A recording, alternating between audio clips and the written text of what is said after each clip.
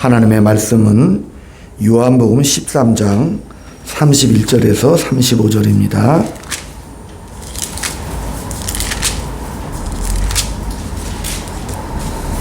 (170쪽입니다)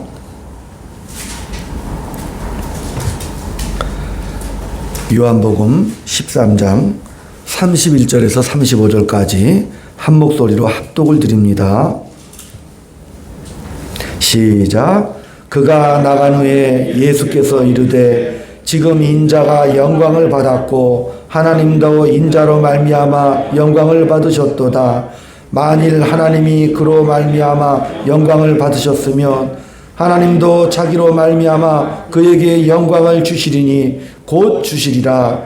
작은 자들아, 내가 아직 잠시 너희와 함께 있겠노라. 너희가 나를 찾을 것이나 일찍이 내가 유대인들에게 너희는 내가 가는 곳에 올 수 없다고 말한 것과 같이 지금 너희에게도 이르노라. 새 계명을 너희에게 주노니 서로 사랑하라. 내가 너희를 사랑한 것 같이 서로 사랑하라. 너희가 서로 사랑하면 이로써 모든 사람이 너희가 내 제자인 줄을 알리라. 아멘. 인사 나눕니다. 주의 사랑으로 사랑합니다. 합니다. 성도님 덕분에 살맛이 납니다. 성도님 덕분에 살맛이 납니다. 고백합니다. 예수님은 나의 구주십니다. 예수님은 나의 구주십니다. 예수님은 나의 주인이십니다. 예수님은 나의 주인이십니다. 그 예수님을 제가 믿습니다. 그 예수님을 제가 믿습니다. 하나님을 아버지라고 부르는 자들은 참으로 복되고 또 성령의 충만을 받은 하나님의 거룩한 자녀들의 아름다운 고백입니다. 우리가 지난 시간에는 섬김에 대한 그런 가르침을 받았습니다. 주께서 이제 십자가를 지시고 제자들을 떠나셔야 하는 그 상황 속에 마지막으로 부탁하는 내용들이 바로 섬김에 대한 내용이고, 또한 오늘 사랑하라는 것으로 다시 한번 또 새 계명을 주신다고 말씀을 하셨습니다. 섬긴다는 것은 이 세상의 질서와 본성에 또 권력에 어긋나는 것이죠. 그러나 우리 하나님은 내가 폭력과 권력과 다른 그런 새 세상을 만들겠노라 이렇게 말씀하셨고, 그 구체적인 코드로서 섬김이라는 것을 소극적으로 말씀하셨고, 더 적극적으로는 사랑하라, 아예 새 계명을 이렇게 주신다 이렇게 말씀을 하셨습니다.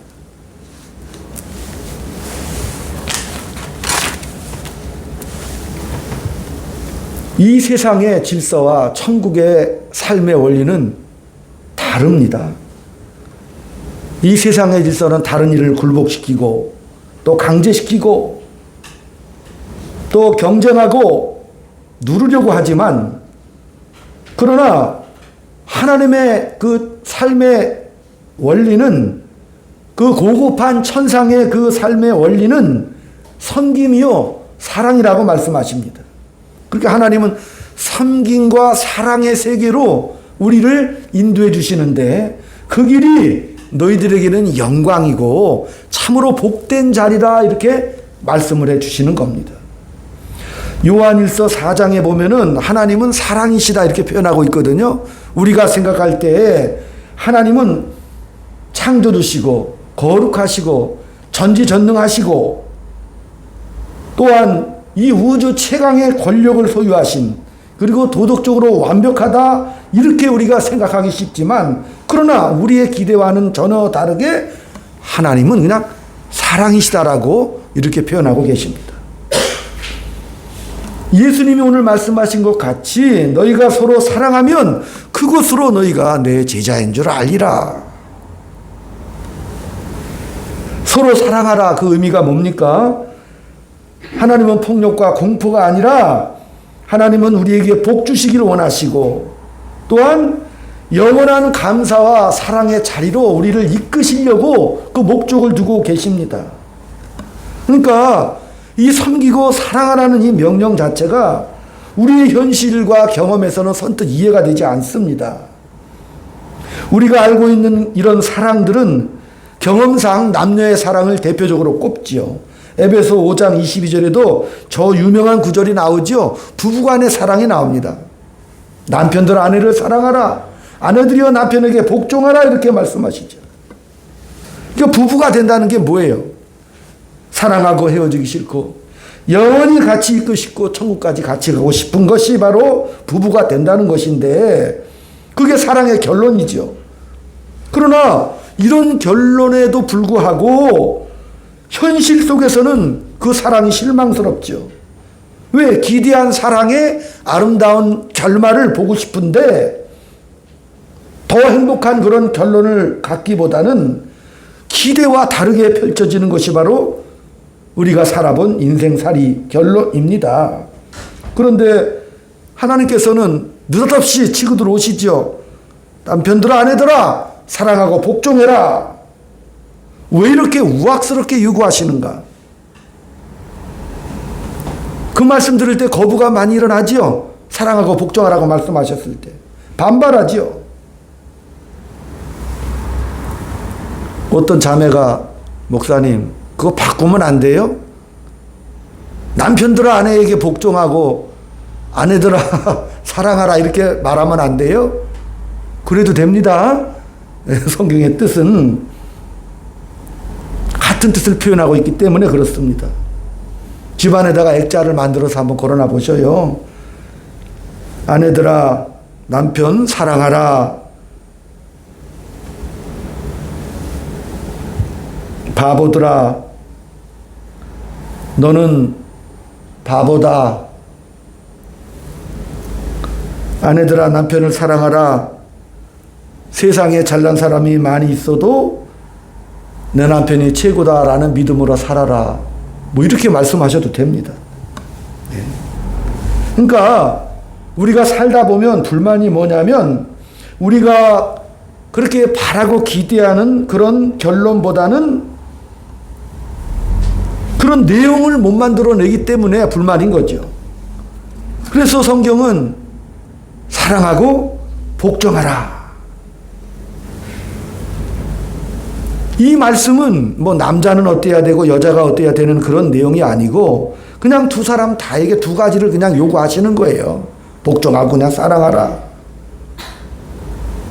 왜 자꾸 그렇게 말씀을 하시는가 하나님께서.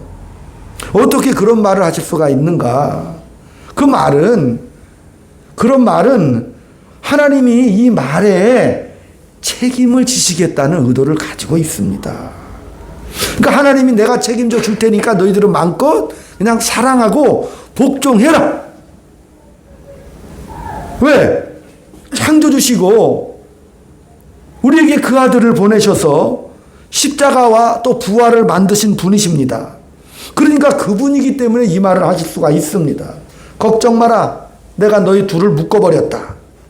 내가 너희 인생을 묶어서 책임지고 보살펴 줄 테니까 마음 놓고 서로 뭐 해라? 사랑하고 복종해라.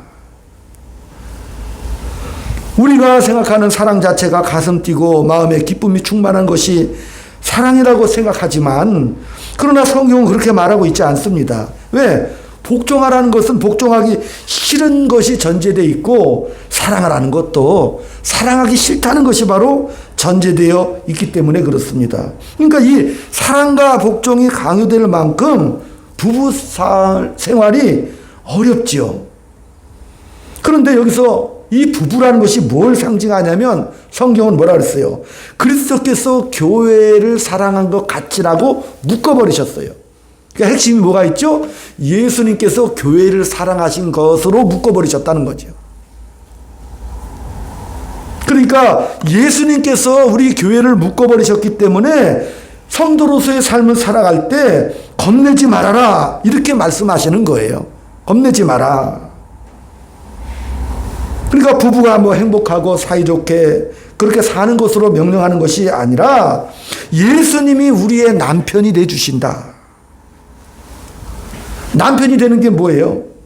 다른 어떤 관계보다도 최고로 긴밀한 관계가 남편이잖아요. 아내로서. 그러니까 우리 예수님이 우리의 남편이 돼 주시겠다. 그래서 우리를 묶어버리신 거죠. 우리는 뭐예요? 그 예수님, 머리 대신 예수님의 지체잖아요. 그러니까 부부가 하나 되는 것은 예수님이 우리와 하나 되는 것 같은 아주 신비하고도 비밀스러운 일이다. 이 비밀이 크도다. 예수 그리스도께서 우리의 남편 되시는 것. 그러니까 우리가 마음에 안 들어도 하나님께서 예수와 우리를 묶어버리신 것이기 때문에 뭐하라고요? 사랑하라고 그렇게 계속 말씀하시는 거죠. 우리가 수긍하고 싶지 않습니까? 예수께서 우리를 위해 죽으시고 십자가를 지시고 부활하셨습니다. 그러니까 부활과 영생과 영광을 우리에게 주셨습니다. 그러니까 우리에게 베푸신 그 사랑이 너무 커요. 예수님께서 지난 시간에도 예루살렘 성에 낙이 타고 입성을 하십니다. 그러니까 모든 백성이 호산나 호산나 찬송하리로다 이렇게 주의 이름을 외쳤습니다. 호산나라는 뜻이 찬송하다 그런 뜻이 아니고 뭐라 했어요? 지금 구원하소서 이런 뜻이잖아요. 그러니까 지금 즉시 구원하소서. 주님이 이렇게 찾아오십니다. 그러니까 이 찬송은 누구만 받으시는 거예요? 하나님만 받으시는 찬송이란 말이에요. 호산나가. 그러니까 이 옆에 있는 제자들이나 백성들이 보면서 이게 너무 과하거든 지금. 아 예수를 보고 호산나 호산나 그러니까 이게 너무 과한 거야. 그 주변의 제자들이 그만하라고 더 이상 그만하라고 외쳤거든요. 제자들이 그만하소서 그만하소서. 그러니까 예수님이 뭐라 그랬어요? 이들이 찬송을 안 하면 저 돌들이 일어나서 나를 찬송할 거다. 그만두라. 그냥 찬송하게 두라고 말씀하시는 거죠. 당연히 내가 받을 찬송이다 이렇게 말씀하시는 거예요. 그리고 나서 이제 결론이 뭐예요? 십자가에 달려 죽으시는 거잖아요. 그러니까 호산나를 외쳤던 그 많은 백성들이 빌라도의 법정 앞에서 빌라도가 선택을 하게 하죠. 예수를 놓아주랴 바라바를 놓아주랴. 명절에는 특별한 사면령이 있어요. 이 바라바는 뭐예요? 살인이요 강도요 역도입니다. 그럼 예수는 잘못한 게 없는데 예수를 왜 죽이라고 했나? 더군다나 심지어 그 유대인들은 뭐라 그랬어요? 만약에 예수를 죽이는 것이 잘못된 것이면 나와 내 후손에게 그 죄를 물으시라고까지 다짐하면서 예수를 죽이라고 했습니다. 이상하지요? 왜 예수님께서 행하신 일이 뭐예요? 7가지 기적, 드러나는 기적이죠? 수없이 많은 기적을 통해서 많은 사람들을 고쳐주고 치료해주고 살려주시는 그 일을 했는데 당연히 메시아로서의 사역을 하셨는데 그러나 예수님은 어떻게 해요? 수치와 부끄러움 속에서 배신 속에서 유다가 배신하고 도망가버리고 그런 수치 속에서 죽습니다. 너무나 화가 나는 일이잖아요. 예수님이 그렇게 죽으신다는 것이. 근데 이제 거기서부터 반전이 일어나기 시작합니다. 모두가 다 예수님이 죽었다. 이제 끝이다. 그래서 두 제자가 엠마오 마을로 옛날 자기 고향으로 아유 그냥 고기나 잡으러 떠난다. 이렇게 떠날 때 예수님께서 살짝 오셨어요. 따라 붙었습니다. 너희들은 왜 이렇게 슬픔 속에 절망하면서 고향집으로 가느냐? 그러니까 이 제자들이 뜻밖의 말을 해요. 아니 당신은 지금 예루살렘에서 벌어진 일을 모른단 말이요. 그러니까 예수님께서 그 제자들에게 성경을 풀어 설명해 주십니다. 이 믿음이 없고 완악한 자들아, 성경에서 뭐라고 그랬느냐? 메시아가 죽은 지 사흘 만에 부활한다고 하지 않았느냐? 그 말을 가르쳐 주십니다. 근데 목사님, 그게 지금 부부의 사랑하고 이 내용하고 무슨 상관이 있나요? 마찬가지거든요. 우리도 결혼할 때 호산나 찬송하리로다 나의 사랑 나의 신부여 나의 신랑이여 당신하고 살면 내가 굶어 죽어도 좋다 가난해져도 좋다 그랬죠? 아니요. 그런 각오가 있잖아요. 남자는 뭐래? 내가 당신하고 살면서 내가 밥은 안 굶길게. 예? 정말 내가 죽어도 좋다. 그렇게 다짐을 했는데 살아보니까 그게 아니죠. 그죠? 이거 밥은 안 굶겨야 되는 거 아니야? 집 한 칸은 있어야 되는 거 아니야? 점점 확대되죠. 예. 남자가 돼서 책임을 져야 될 게 아니야, 이렇게 말하죠. 그 남자가 짓는 최고의 죄가 뭐예요? 알잖아요. 돈 못 벌어 오는 거. 그죠? 남하고 비교해서 돈 못 벌어 오는 거. 그래서 모든 남자가 어디 가는 걸 제일 겁내해? 집에 들어가는 걸 제일 겁내하지요. 왜? 남자들이 대화, 야, 우리 집에 호랑이 한 마리가 있는데 나 들어가면 나 물어뜯어서 죽일 것 같아. 그러면서 다시 출근하면서 나는 왜 안 죽고 이렇게 살아있는 거야? 그 예수님이 당한 것과 똑같지 않나요? 스토리가? 네. 여자들은 뭐예요? 내가 당신하고만 안 살았어도 내가 다른 남자와 살았으면 이거보다는 나을 거야. 당신은 정말 최악의 남자야. 이렇게 말하죠. 그런데 오늘 예수님이 가신 길을 보면은 그걸 뒤집으신다니까요. 그걸 뒤집으셔요. 어떻게 뒤집으셔요? 남편과 아내가 변해서 뒤집어지는 게 아니지요. 그런 형편, 그죠? 부부가 가는 정말 기대한 것과 다른 길을 가는 애절한 그런 사연의 길을 걸어갈 때 하나님이 부활시켜 버리시죠. 하나님이 살리신다니까요. 뭐 그런 죽음을 반전을 시켜 버리셔요.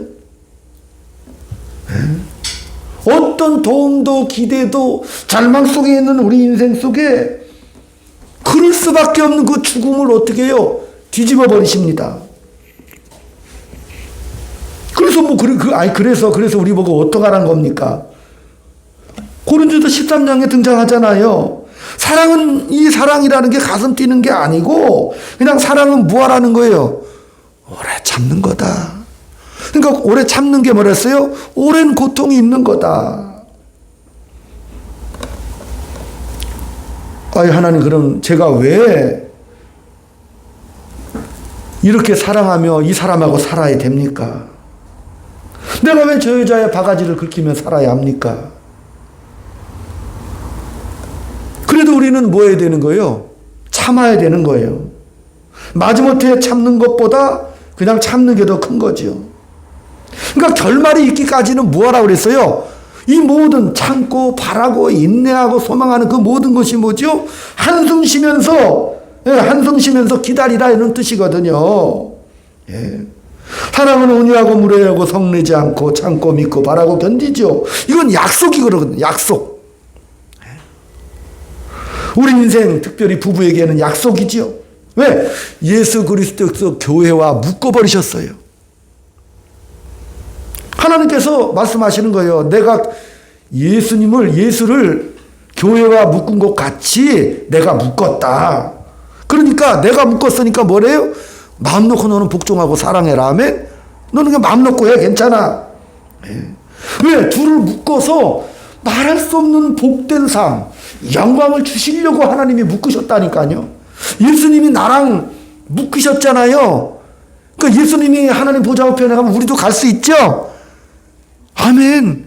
그래서 묶으셨다니까요. 나는 못 간다니까.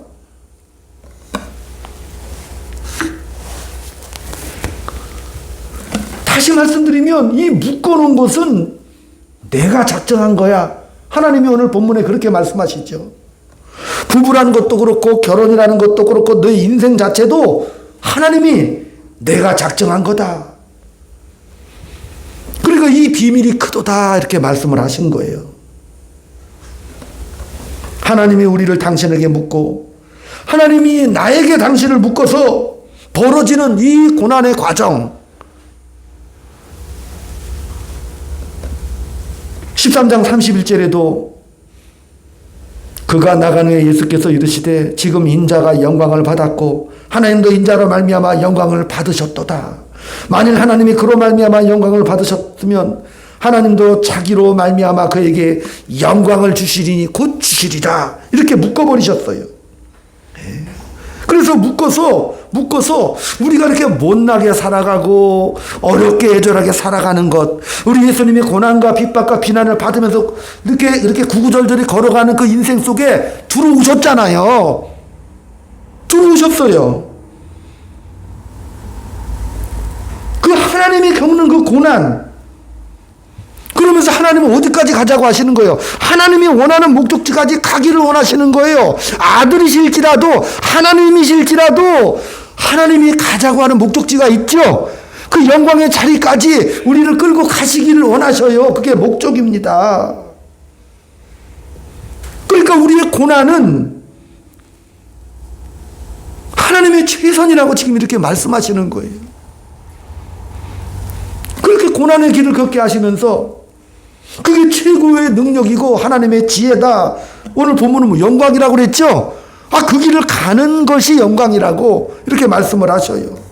그러니까 그게 내 능력이니까 너 나 믿고 따라와 이렇게 말씀하시는 거죠. 인생 살면서 이렇게 고생하고 병마에 시달리고 억울하지요. 그렇잖아요. 신이 가는 그 죽음의 길에도 그거를 다 갖고 가시는 거죠. 그리고 마침내 죽어버렸죠.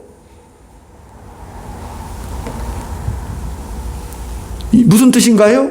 그러니까 우리가 인생길을 걸어가는 이 모든 고난은 이제 하나님이 함께 하시니까 더 이상 비극이 될 수 없어요.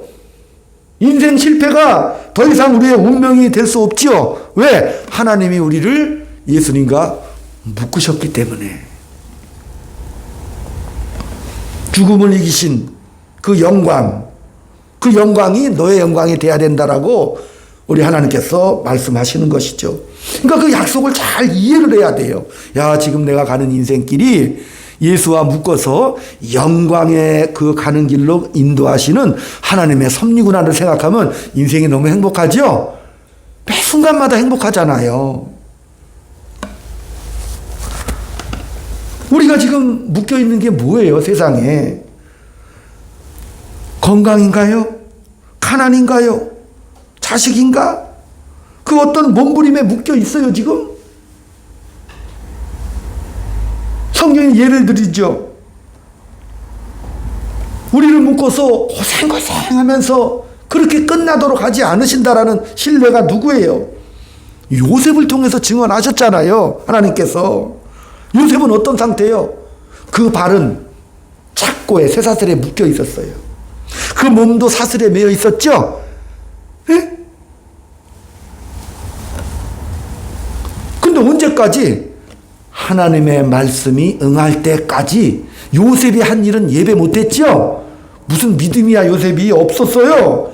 그냥 묶여 있었다니까? 어떻게 묶여 있었다고 그랬어요? 혼비백산하여 넋이 빠진 것처럼 착고와 쇠사슬에 그 모든 상황이 어쩔 수 없잖아요. 그냥 묶여 있었다니까요.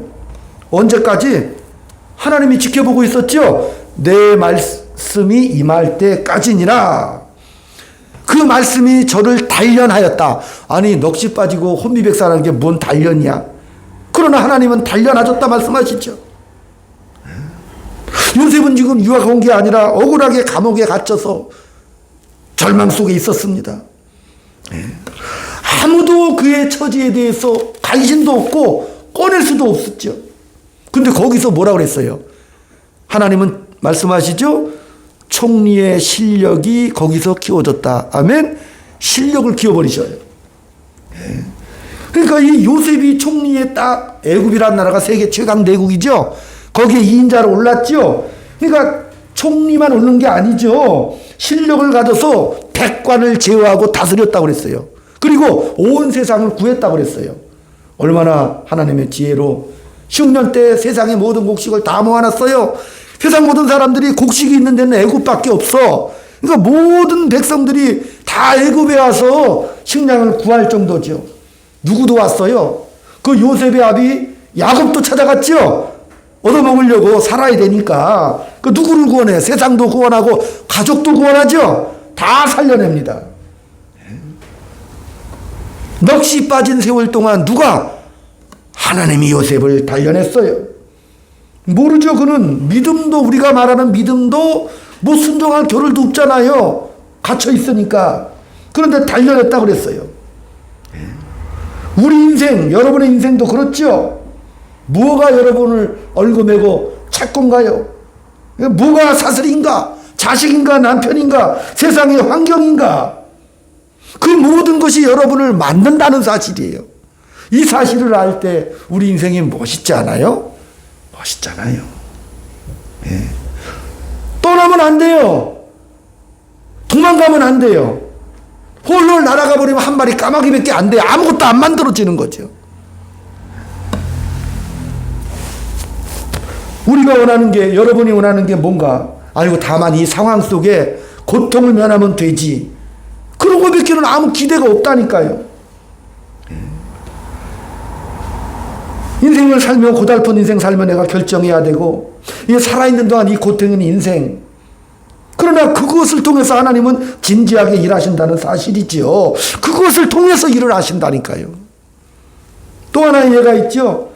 저 유명한 사도 바울, 이 사도 바울이요, 너무나 하나님의 큰 일을 감당하니까 하나님이 선물로 뭘 줘요? 선물이 사탄의 가시잖아요.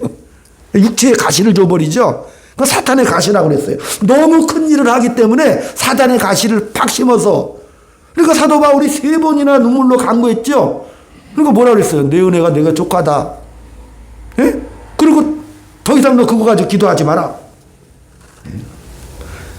내가 받은 계시나 네가 하는 일이 너무나 위대하기 때문에, 예? 네가 교만할까봐, 자고할까봐 내가 사단의 가시를 주었으니까 너는 그냥 그걸 가지고 일을 해라.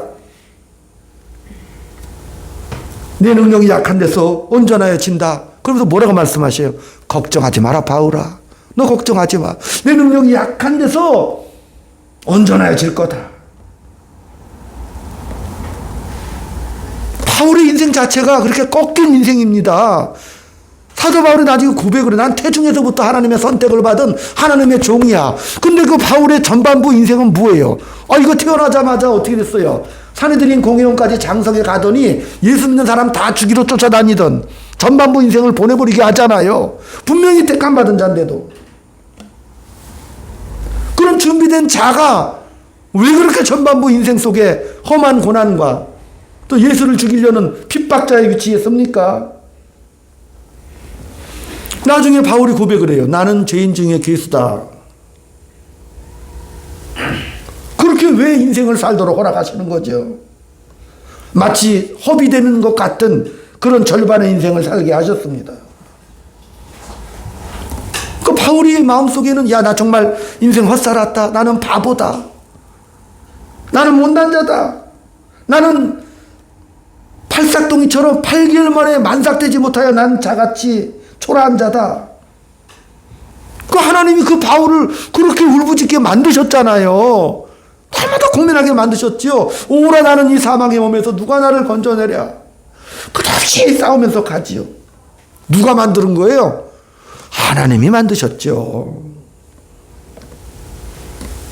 바울이 나중에 로마 감옥에 갇혀서 글을 쓸 때도 그 편지에다 그랬어요. 내가 빨리 죽어서 주님 품에 가는 것이 정말 나에게는 너무 좋은 일이야. 그러나 내가 살아서 너희들에게 이 글을 쓰는 것, 예? 너희들에게 정말 이 복음을 마지막까지 증거하기 위해서는 나는 살아있는 거야. 그죠? 하나님이 나를 통해서 하시는 영광된 그 일을 스스로 바울은 그 고난을 감수하는 자리에 서기를 원했어요. 감수하는 자리로. 그것이 신자의 인생이요, 현실이요, 영광이죠. 모든 것이 그 인생이 여러분의 실력이 되어야 합니다.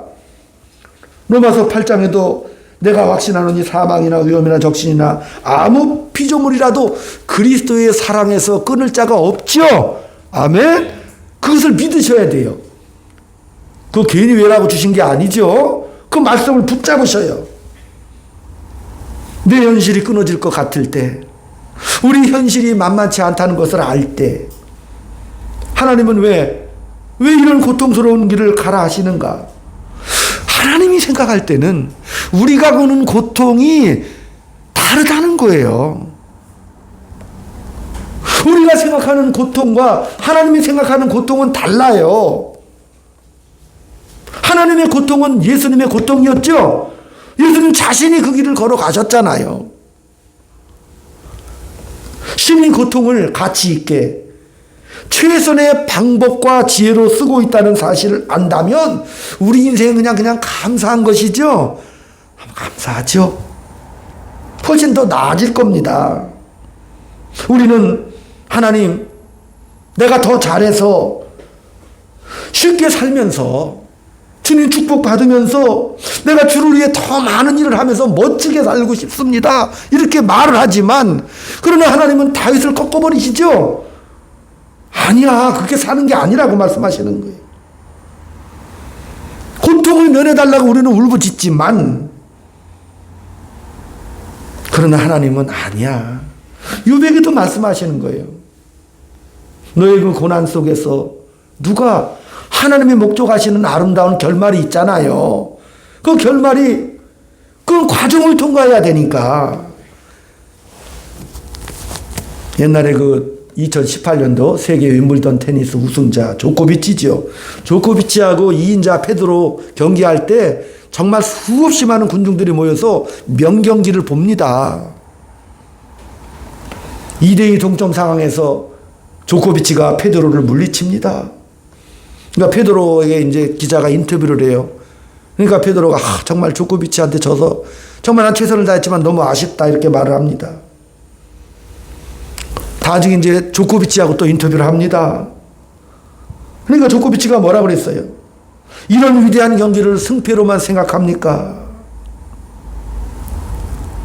이런 위대한 경기를 어떻게 지냐, 이겼냐, 한 점 차이로 이겼냐, 졌냐, 왜 그것만 생각합니까?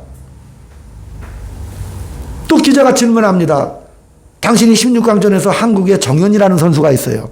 2017년도에 윈블던 테니스 16강까지 가가지고, 거기서 조코비치를 또 이겼다니까. 그래서 옛날에 한번 한국이 뒤집어졌죠? 윈블던 테니스가 이렇게 만만한 데가 아니에요. 월드컵 16강 가는 것처럼 굉장히 어려운 경기라고 해요. 근데 정현 선수한테 졌어. 그러니까 그때 당시 이제 그때는 왜 졌습니까? 당신이 아마 부상을 당해서 졌을 겁니다. 그러니까 또 조코비치라는 이 선수가 뭐라고 말해요? 아이고, 선수들에게는 그 부상이라는 게 늘 있는 거예요. 아니, 부상 없는 선수가 어디 있어요? 나는 실력으로 정현 선수한테 졌습니다. 승자를 그런 식으로 폄하하지 마십시오. 우리가 인생을 살면서 우리 생애에서 다만 이기고 지는 것, 그런 승패로 생각한다면 비겁해지는 것밖에는 남는 게 없다니까, 인생에서. 여러분의 생애가 그 결말이 누구한테 있어요? 예수님한테 있습니다. 여러분의 생애가 주님께 있습니다. 그러면 어떻게 해요? 그 모든 과정을 어떻게 해요? 위대하게 살아갈 수 있다는 사실입니다. 아무쪼록 오늘 말씀처럼 사랑하며 사시기를 축원드립니다. 좋은 일 하시고 참으시고 스스로의 인생에 대해서 감사와 기쁨과 자부심을 가지고 그렇게 살아가시기를, 그런 한 주간이 되시기를 제 이름으로 축원을 드립니다. 기도하겠습니다. 아버지 하나님, 우리는 이미 하나님의 은혜 속에 큰 기적과 영광 속에 들어와 있음을 믿습니다. 우리 인생에 주시는 그 기회들을 허비하지 않게 인도하여 주시옵시고, 우리가 말하고 행동하는 그 모든 것에 주님이 함께 하신다는 사실, 우리의 눈물과 절망 속에도 우리 주님이 함께 하는다는 사실, 하나님이 우리를 만들어 가신다는 그 사실, 그 영광을 바라보면서 한 주간 동안 우리가 만나는 모든 사람을 통하여 어떠한 상황 속에서도 사랑하며 살아갈 수 있도록, 그런 기적의 나날 될 수 있도록 인도하여 주옵소서. 예수님의 이름으로 감사하며 기도 올리옵나이다. 아멘. 아멘. 찬송을 주보에 있는 거 말고 좀 바꾸겠습니다. 468장. 468장입니다.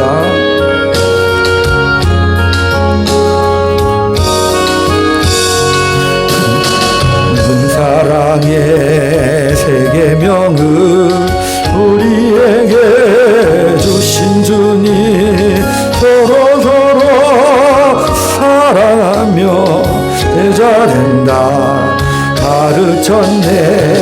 그 연약한 제자들은 끝날까지 사랑하고 함께 찬송 부르시며 앞난산에 오르셨네.